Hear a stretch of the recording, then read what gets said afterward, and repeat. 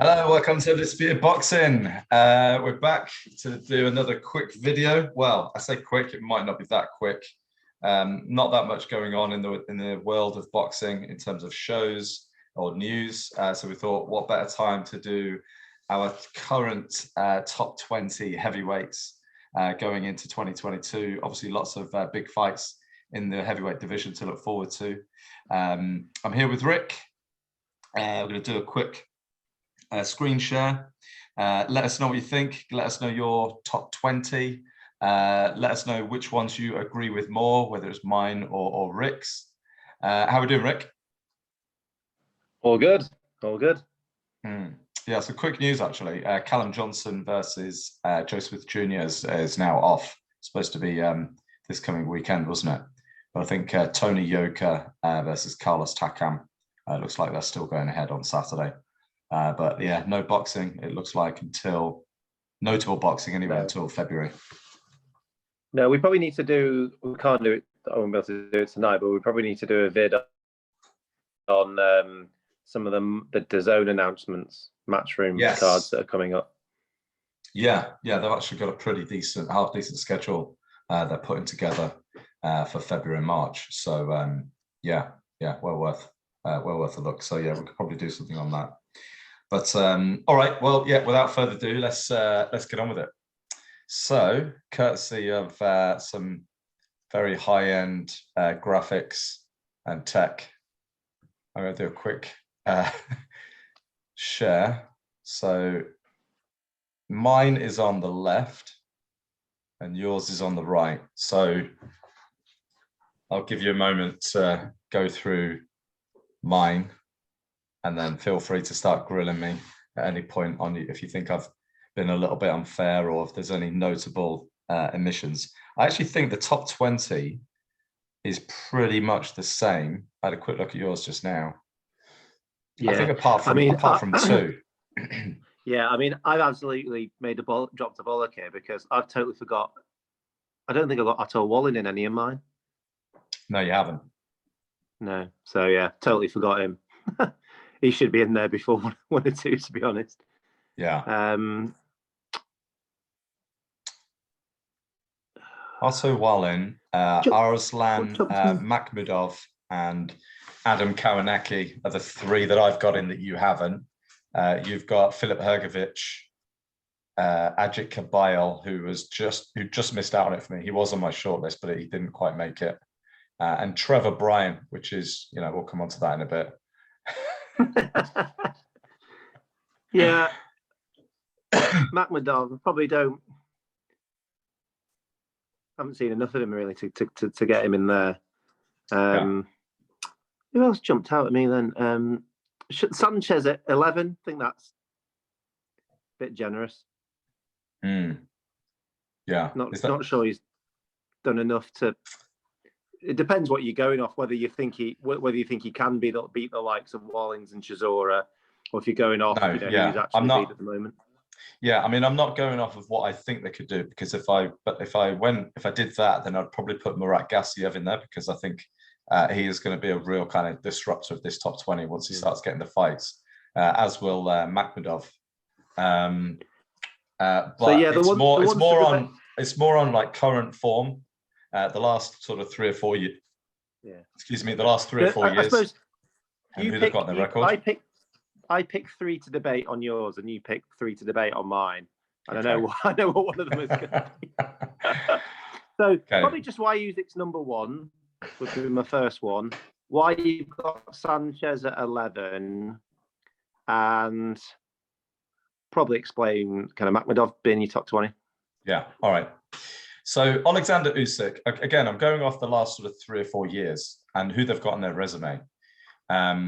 It's a close call between Tyson Fury and Alexander Usyk. Now, look, I'd have a hard time debating with anybody if boxing was to stop tomorrow, or we move on to, we fast forward, like who's going to be the best heavyweight of this era? I probably would say Tyson Fury, but it's still not done yet. And I think with Alexander Usyk, if you look at what he's accomplished, in 19 fights, he's obviously toppled Anthony Joshua in convincing fashion as well.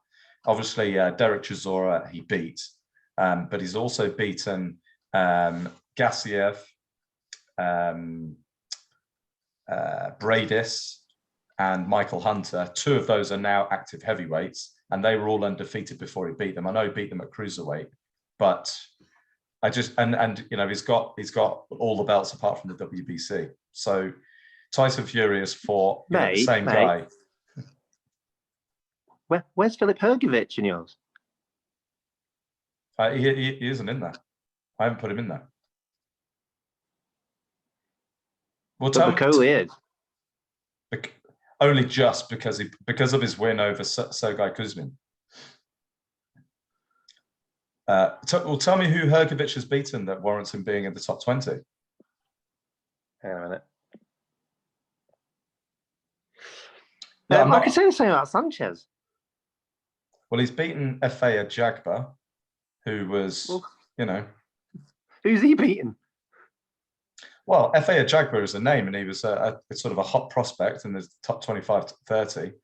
Like, tell me who Hrgović is best. Who is Hrgović is IBF #1. So to be not in the, and I suppose if you go through the other ones, he's, I mean, I don't know if it's his biggest win, but it'd be, what's his name?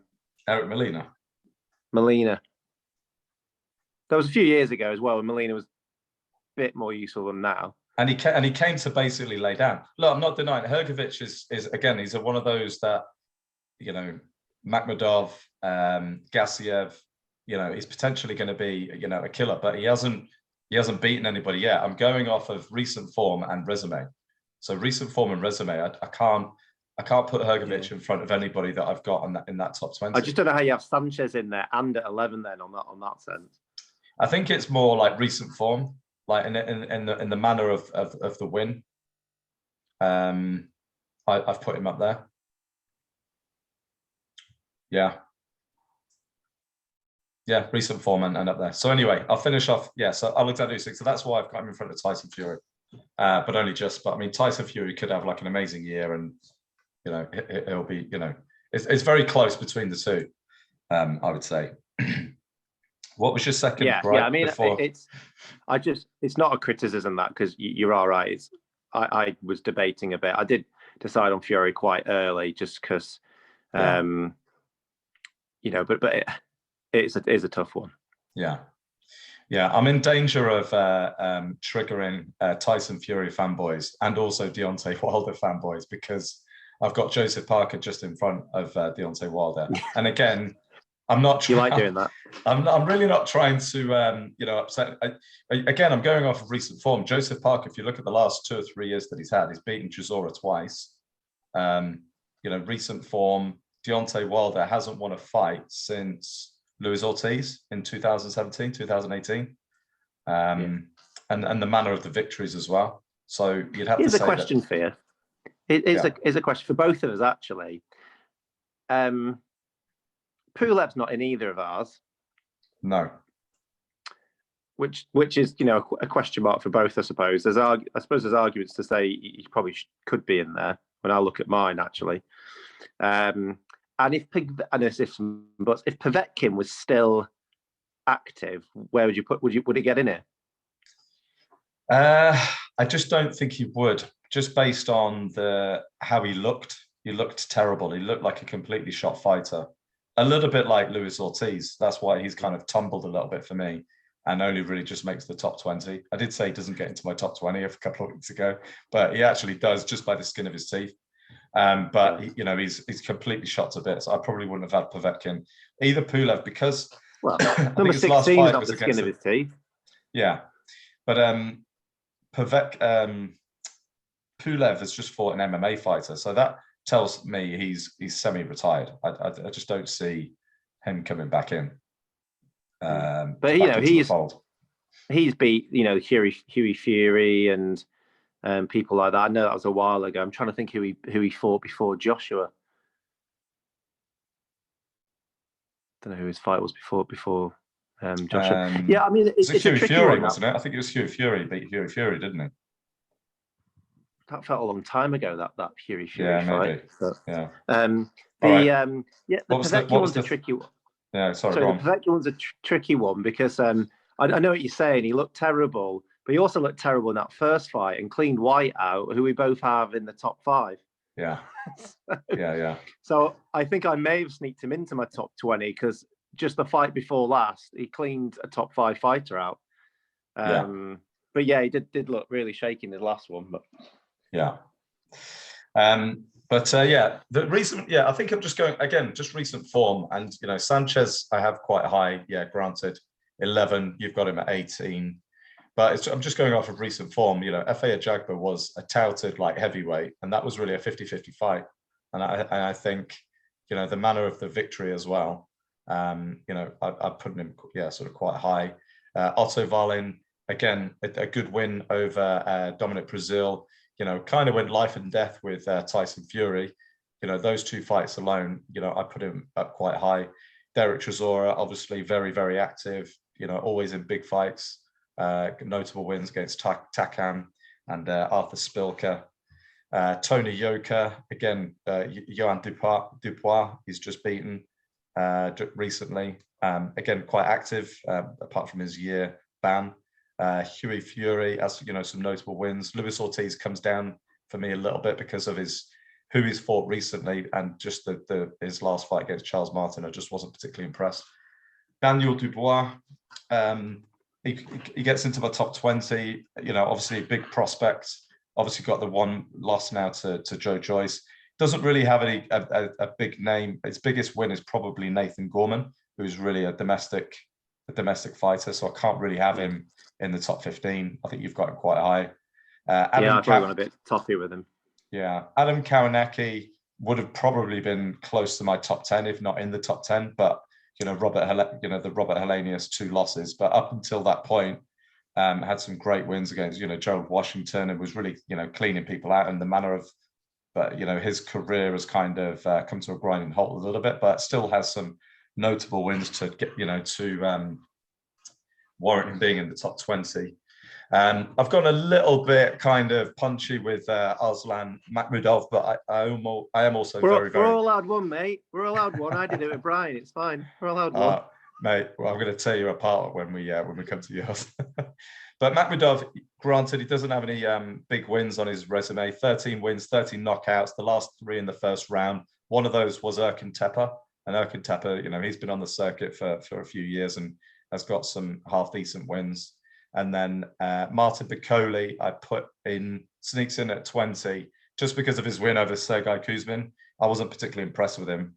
But yeah, notable absentees. Ajit Kabayel was obviously in my thoughts, as was Hrgovic. But I just don't see, like, Hrgovic and Kuzmin, they don't really, and Gassiev as well. I was thinking the Russian who's come up from cruiserweight, but they don't really have any of those kind of notable wins that I can go, yeah, they're in. But Filip Hrgovic could probably get into my top 10 or top 12 with a notable win, and I'd probably back Hrgovic to beat maybe the last 5 or 6 in my top 20. Yeah, I think you've gone a lot leaning on like what they've done, and I've done that, but I've probably gone a little bit more with what I think they could do. That's a little bit more weighted, hence the Hrgovic and the Dubois being a bit higher. Right. Now it's your turn.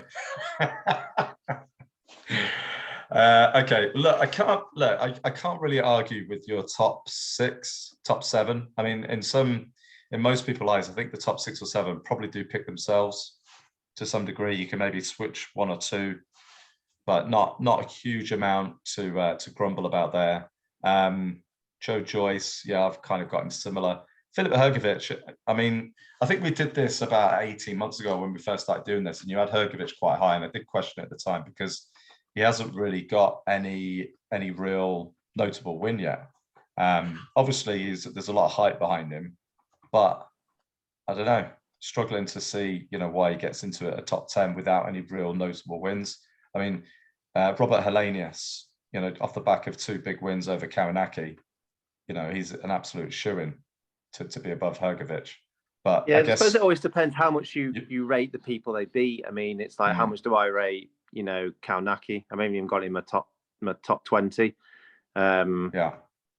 So yeah, but with this, it's for me, I've got a little bit more, you know, where I think they actually are as well in terms of if they were to fight. Yeah. Okay. Yeah. So you're kind of going of potentially what they could do, whereas okay. So your criteria is maybe it's a mixture of both. It's a mixture of both. You know what I mean? So, you know, you've probably weighted it like 90-10 to kind of form what they've done, and 10% a little bit. Well, I'm probably a bit more 70-30, 60-40, something like that. Yeah. Yeah. And I guess, but I mean, that's the whole thing, isn't it? I mean, Hrgović could, you know, go up against, I don't know, Daniel Dubois or Karanaki, and then just get absolutely cleaned out, and then you go, okay, like hype job. So it's a little bit my order in my top 5 as well. It's like I think, you know, I can definitely see an argument with Usyk. What I'm trying to do with Usyk is not take into account what he's done in the previous weight as well, because it's also very impressive. And if he was just a fighter that's come into the heavyweight division, but at the same time, I think Fury would just be too kind of big for him. And that's why I've got him kind of there, you know, just below him.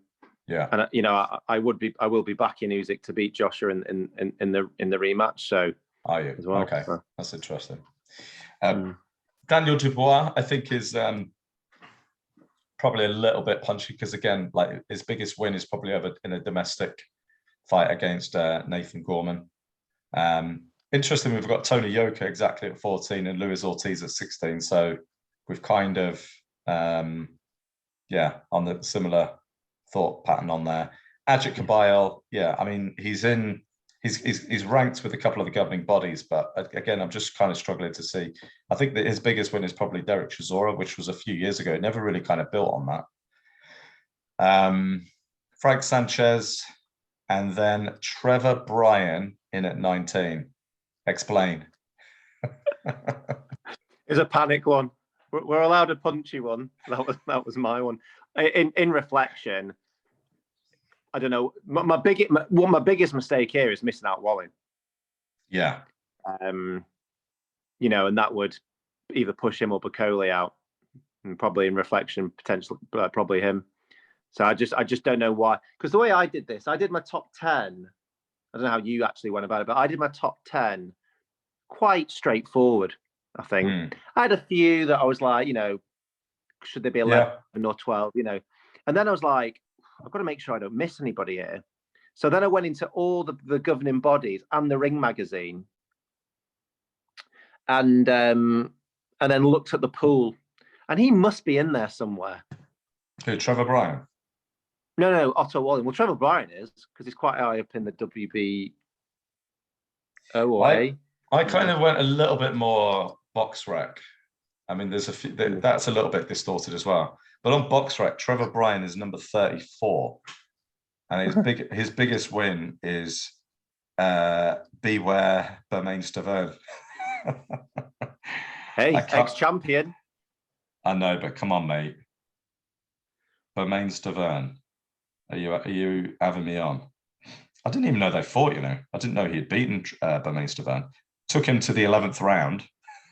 Well, it's probably Joyce's best name. No, I think Joyce has beaten better people than Bermain Stavern. Well, you'd say Dubois, but then again, you know, what level's Dubois at? That's the problem with all this. You can get into. He also beat Brian Jennings, Joe Joyce. That's probably a bigger win. Carlos Takam. Was that quite early on? I don't remember that. I'll tell you now. I'm on box right now. Brian Jennings, he beat in 2019. Ustinov, Wallach, and then obviously Dubois. Carlos Takam. When did Brian fight the guy you mentioned before? Bermain Stavern. Yeah, it was just last year. The 29th of January. Oh, sorry, literally a year ago. Big win, that. And I was surprised we didn't do a vid on that one. I think you've had a mare there, to be honest, on Trevor Bryan, but you know, that's just me. Yeah, I think you've had a Murnav and Hrgovic in at all. Maybe on reflection, I could have put him in instead of Bacoli, because I really don't rate Bacoli at all. But you know, and the Kuzmin, he just about won that. And again, it was a 50-50 fight at the time. You know, both, you know, Sevi names, a little bit like Frank Sanchez and Efe Ajagba. Yeah. Is there anyone in your, just thinking a different question, Just, is there anyone in your top, your 11 to 12 that you think has the potential in a year's time to have taken out one of your top 5?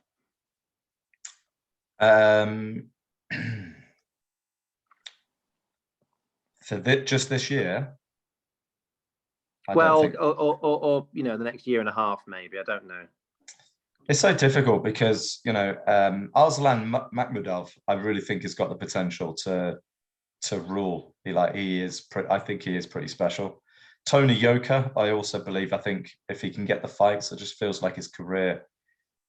Well, this fight coming up against Carlos Takam on Saturday, you know, if he can have another 2 big wins, I think he maybe gets into the top 6, 7, or 8. Incidentally, Tony Yoka was ordered to agree purse bids with Filip Hrgovic for the IBF. I think it was today or yesterday. That won't happen. Yeah, there'd be my potentials. I think Jared Anderson could potentially come into the top 20 this year. You know, if he can fight some decent names. But yeah, I don't know. I think yeah, I don't know. I just don't think a lot is going to change this year in terms of, you know, who's jostling for position. We might get a couple of new world champions if the belts get fragmented. Yeah. We had a comment last time about Ortiz being in our top 20, but that was a bit of a flippant comment from me. But here it is. He's there. Yeah. Yeah. Look, I mean, I've tried, you know, my hardest to work him out, get him out of the top 20. But I just have to be honest, and yeah, it probably was a bit of a flippant comment. Well, he's only ever lost to Wilder. Yeah. You know, and he's got some decent names on his record. But yeah, you know, we'll see. But yeah, I suppose Ortiz. Yeah, Ortiz. Out of my ones, you've got some of the young blood like Yoka and all that. Ortiz might be the one that could. I don't know. I don't back him to beat a White, but he could give White a bit of problems. Yeah. But I just can't see any of them out of my top 10 anytime soon getting in. I mean, Dubois. I don't know. I mean, don't know who he's fighting next, do we really? I think he's been ordered to fight Trevor Bryan, your mate. Oh, there you go. Yeah, for the regular WBA heavyweight title. So that's going to be maybe April, May. That'll be interesting. Brian's going to clean him out. Yeah, that's a routine win for Dubois, I think. I think one of the things that is interesting this year is what the difference that Andy Lee can make to Joseph Parker, and you know, we always know that there's been some potential there, and you know, I think he's got a bit of a new lease of life. Yeah. So it'd be interesting though, because I think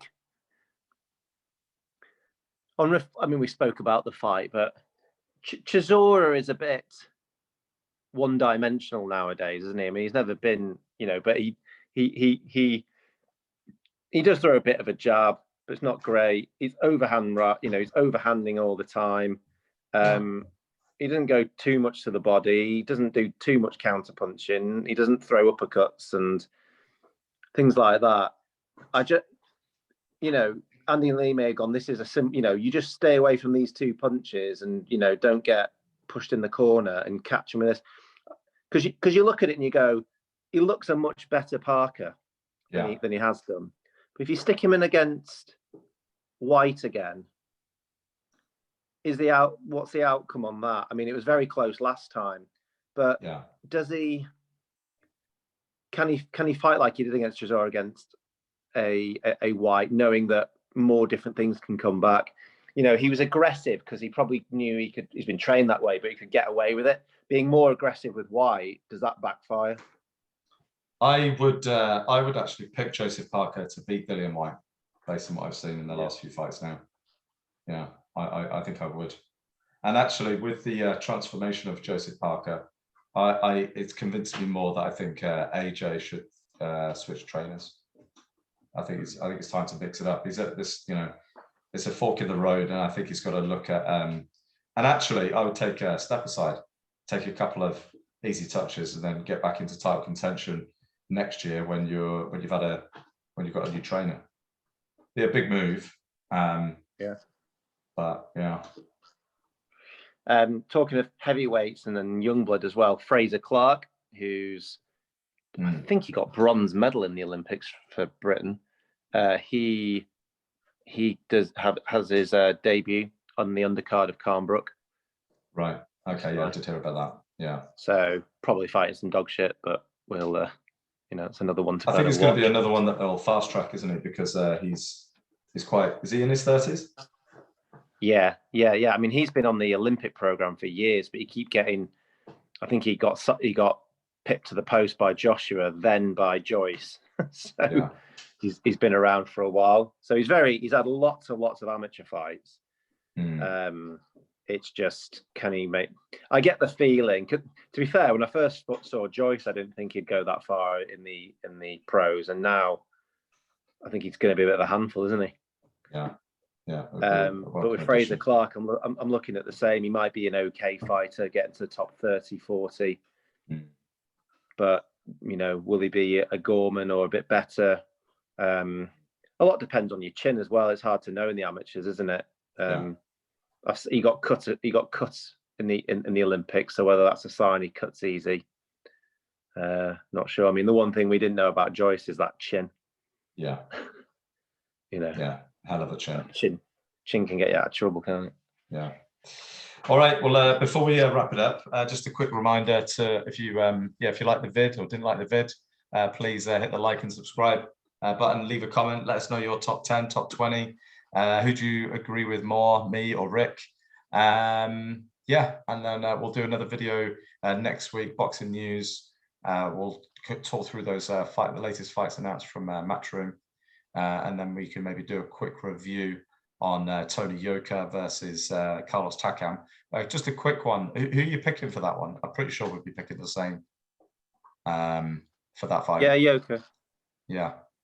Points or I mean, it's a good knockout barometer, and it'll be looking to dispatch him quicker than Joyce did. I can't remember how long Joyce went with him. Was it 7 or 8? 6 or 7, I thought. Yeah. So that'll be his kind of thing. But he's got no pushover. He knows what he's doing, Takam, and he's fit for his age and wily and not weak chin. So no, yeah. Have to be a breakdown job, really. You're not going to kind of clean him out with one punch. No, I don't think he has a sort of concussive power. I think he'll be more of a sort of boxing move. But yeah, I see a routine win from Tony Yoka. I was being quite impressed with his last couple of fights. So yeah. All right, cool. Let's wrap it up. Thanks again.